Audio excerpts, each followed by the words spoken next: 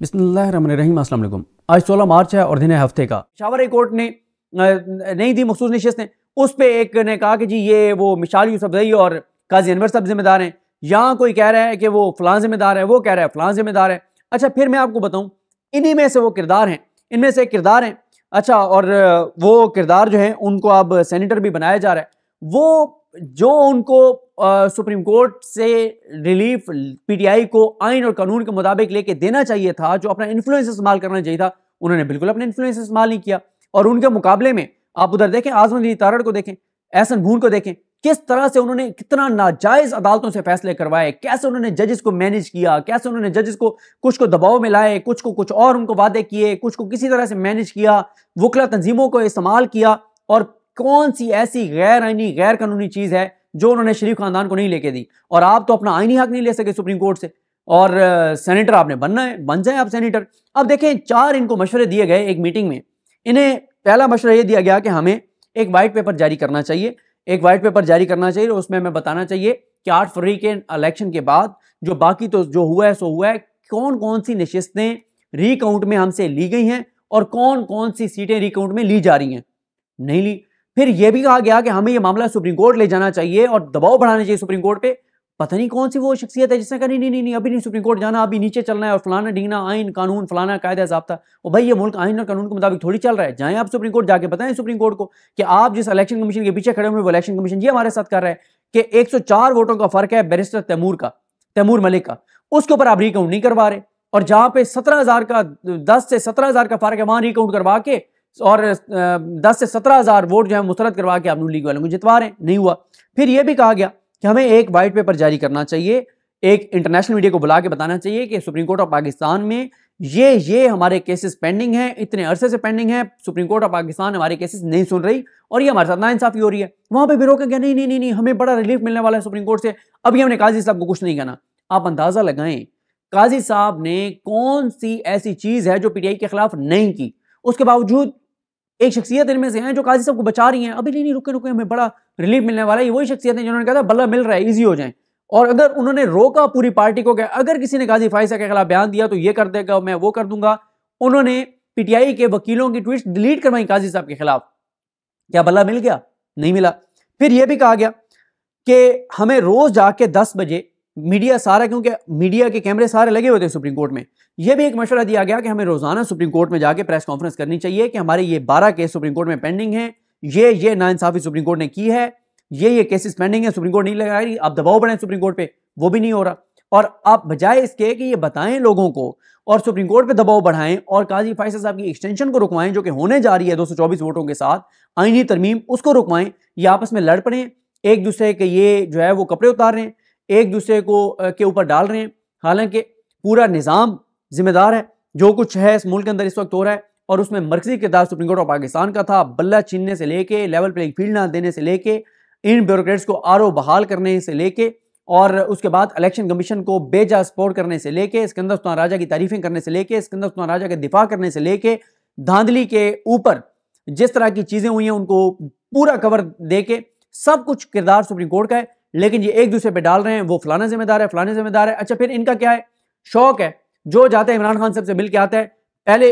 अब कोई डेकोरम नहीं है, कोई पार्टी का वो नहीं है कि आप पहले आए कोई कोर कमेटी में डिस्कस करें और फिर उसके बाद कोई वो करे, नहीं। जो जाता है वो बाहर आके उसको शौक होता है कि सबसे पहले मैं आके खबर दूं, मैं सबसे पहले बताऊं कि जी ये हो गया, वो हो गया खान साहब ने। और फिर जो जाता है वो अपना किस्सा खान साहब को सुना के अपनी मर्जी की चीज जो है वो आके बाहर डिक्लेयर कर देता है, बता देता है, और कि जी ये हो गया, वो हो गया। एक ग्रुप जाता है वो दूसरे की शिकायतें लगाता है, दूसरा तीसरे की लगाता है, तीसरा चौथे की लगाता है, और एक दूसरे की जड़ें काटने में लगे हुए हैं।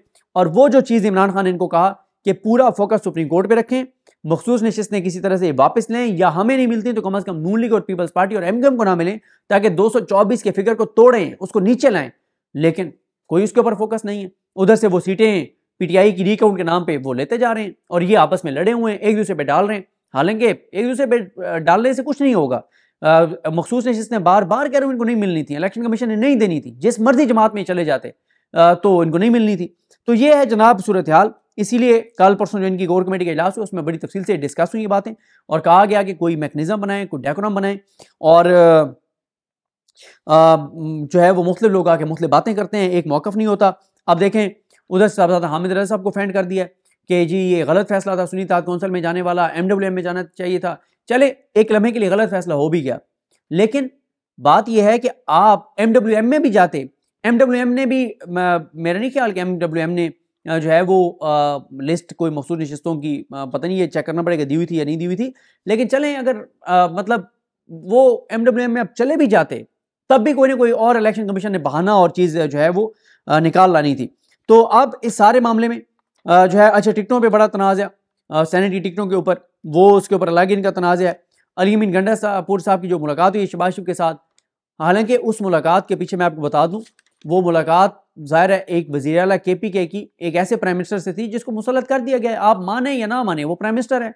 KPK ने आप जो भी चीज़ उनको लेनी है, फंड वगैरह, उन्होंने उनसे बात करनी है, मुलाकात करनी है। कई ऐसे फोरम्स हैं जहाँ पे अली अमीन गंडापुर ने जाने ही जाने हैं, और अगर अली अमीन गंडापुर ना जाते शहबाज शरीफ से मिलने, और जो PTI सोशल मीडिया पर चाह रही है कि अली अमीन गंडापुर ऐलान बगावत कर दें शहबाज शरीफ से, एक बयान अगर उन्होंने बगावत वाला ऐसा दिया जिस पे हुकूमत ने लगवा देना, उन्होंने तो गवर्नर राज का मामला जाना है हाई कोर्ट में, हाई कोर्ट ने कह भी दिया कि गलत है, मामला सुप्रीम कोर्ट में जाने, और काजी साहब ने कहना है कि क्योंकि वज़ीर आला KPK ने ऐलान बगावत कर दिया वफाक के खिलाफ, लिहाजा गवर्नर राज बिल्कुल दुरुस्त है, और PTI का फिर चैप्टर क्लोज KPK से।